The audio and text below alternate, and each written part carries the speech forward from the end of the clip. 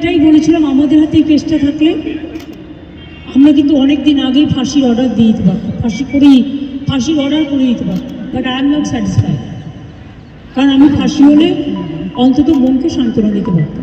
উনি মিথ্যেবাদী, চলে চলে খুড়তুতো ভাইয়ের মতো, বোনের মতো তিনি এটাকে তাড়াতাড়ি সিবিআই হাতে হস্তান্তর করার জন্য উৎসাহিত হয়ে গেছিলেন। আরজিকর মেডিকেলে ধর্ষণ খুনের মামলায় দোষী সাব্যস্ত সঞ্জয় রায়কে আমৃত্যু কারাদণ্ডের নির্দেশ দিলেন শিয়ালদা আদালতের বিচারক অনির্বাণ দাস। এই রায় ঘিরে চরম হতাশ আন্দোলনকারী চিকিৎসকেরা, ফের আন্দোলনে রাজপথে তারা। পথে নেমেছে বাম কংগ্রেসও, আর এই আবহেই শুরু হয়েছে রাজনৈতিক তরজাও। মুখ্যমন্ত্রী বলছেন আমৃত্যু কারাদণ্ডের রায়ে সন্তুষ্ট নন তারা, চরমতম শাস্তির পক্ষে তিনি। আমরা প্রথম দিন থেকে ফাঁসির দাবি করে এসেছিলাম এবং আজকেও আমরা সেই দাবিতে অটুট আছি, কিন্তু আদালতের রায় ন্যাচারালি এখন সবাই মিলে কি বলবেন আমি জানি না। আমরা 3টে কেসে আপনারা দেখেছেন 54 দিন থেকে 60 দিনের মধ্যে আমরা ফাঁসি অর্ডার করেই দিয়েছি, কিন্তু আমি জানি না এটা একটা সিরিয়াস কেস এবং এটা নিয়ে ফাঁসি দাবি আমাদের সবার ছিল। আমি জানি না কিভাবে লড়াই করেছেন, কি করেছেন, কি যুক্তি,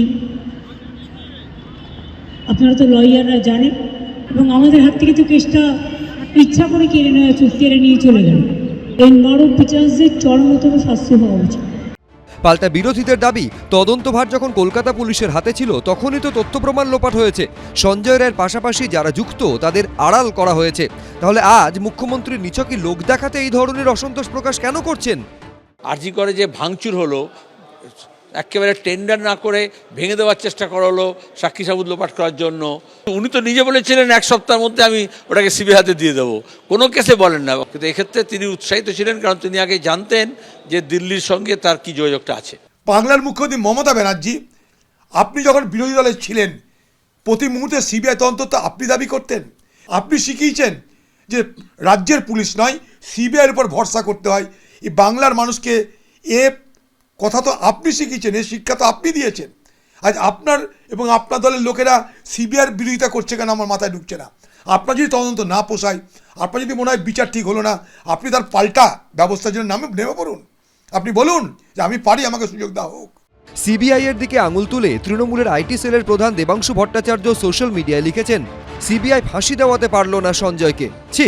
উল্টো দিকে রাজ্যে অন্য 3টি ধর্ষণ খুনের মামলায় রাজ্য পুলিশ অপরাধীদের জন্য আদালত থেকে ফাঁসির সাজা আদায় করে আনতে পেরেছে, কিন্তু এইরকম একটা ভয়ঙ্কর সেন্সিটিভ মামলাতেও ফাঁসির মতো অনিবার্য সাজা দেওয়াতে পারল না সিবিআই।